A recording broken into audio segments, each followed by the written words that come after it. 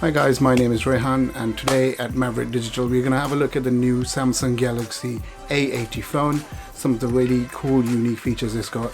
So let's have a look. Last week Samsung announced the new A series of their Galaxy smartphones, their mid-range, mid-price phone line, which generally has features from the last year's S lines or generally cheaper, more affordable features. And this phone is aimed at the more mid-tier, mid-budget sort of consumers. But one of the phones which really stood out was the A80. It has some really unique features. Some of them are really exciting and which I thought I should definitely have a look at and discuss, and hopefully when the phone comes out we'll try them out. So the first big one is this phone has an infinity display, which you might say, okay, Samsung's had them before, but what's unique about this one? So in this phone, the infinity display, it's edge to edge. There's no holes, there's no speaker cutouts, nothing, no notches.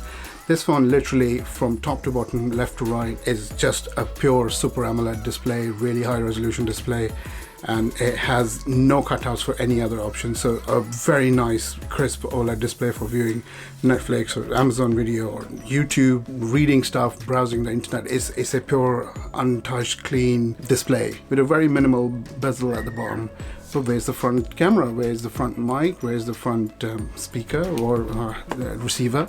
So the first thing they've done is, for the speaker, they've done an under display vibrating speaker. So it literally uses the front glass of the phone as the speaker membrane so you can hear it. The phone also has an in-display fingerprint reader. I believe is the same quality, same generation as the ones on the S series, so it might be an ultrasonic one, which will be a really cool feature.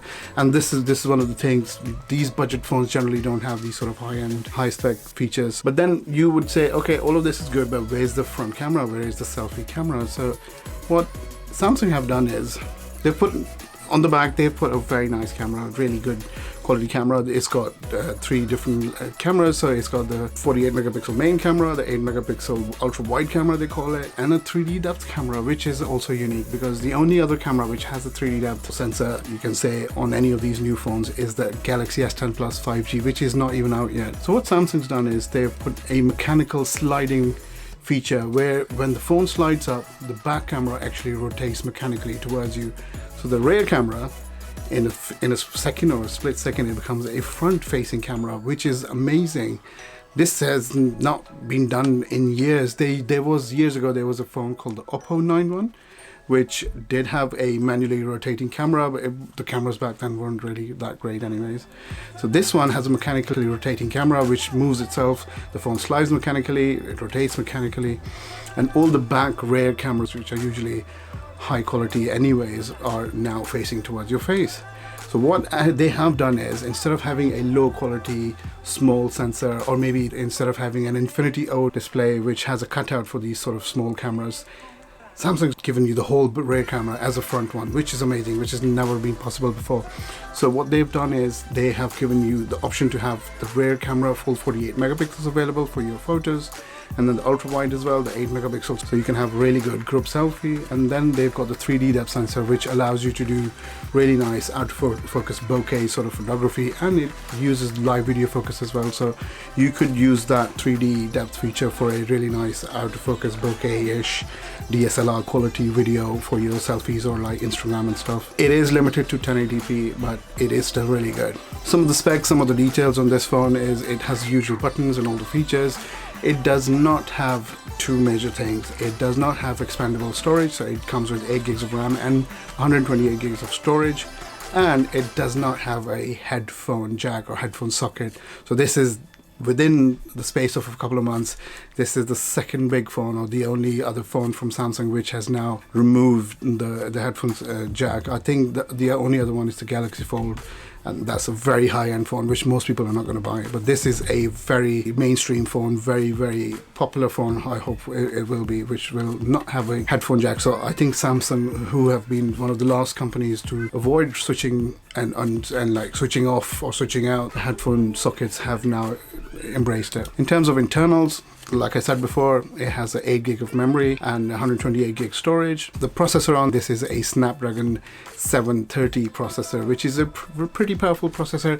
Not as good as maybe or probably as the 855, the new top flagship processor from Qualcomm, but this should be quite a formidable processor for gaming, for movies processing and everything. So it's a really good chip to have in a phone. Battery life should be quite amazing as well. It has a huge battery. It's a 3700 milliamp hour battery, so it should run the phone and last quite a long time. It is one of the new intelligent batteries which Samsung has brought out this year in this phone and other flagships as well. The one thing which is really strange is this phone is almost the same-ish, not the exact same, but almost the same price as the Samsung S10e, which is also a budget phone, which everyone thought that's the one being offered to the mid-tier, mid-range, mid-budget audience, but this is now being challenged by the A80. So we need to wait and see how they compare. There are some unique features on the A80, but the S10e is again a very nice phone, very good phone with the Infinity O display. So this should be a nice battle to have a look at and to see how it grows. And this phone, or both of these Samsung, the S10es and the A80s, are gonna go up against the iPhone XR. I know they're not the same markets, but maybe for some people who are thinking of switching from one or the other, jumping the fence, this might be an interesting battle, a three-way battle between these phones. And Samsung's already got 2 players in there, so we have to wait and see how this plays out. So guys, I personally think this is a very, very exciting device. I am normally not too inclined towards these mid-budget ones. Not that I don't like them, they are really good, but generally all the attention is attracted towards one of these big high-end flagship phones like the S10 Plus, which is amazing. So I am really excited. I will try and get my hands on the phone and we will give it a thorough testing. I will be putting all of these cameras against each other and trying to see what the cameras are like, what the operations and the speeds and build qualities are like. Please stay tuned, and hopefully it'll be a fun battle to have. I'm really excited and I hope I can get my hands on it as soon as possible. So thank you guys for watching the video. If you liked the video, you didn't like it, please let me know in the comments. If you liked it, press the thumbs up button. Do subscribe as well. I know there's nothing to offer right now, but I promise you a lot more content will be coming your way. So thank you for watching and stay tuned for a lot more interesting stuff. We will have a lot of fun. Bye.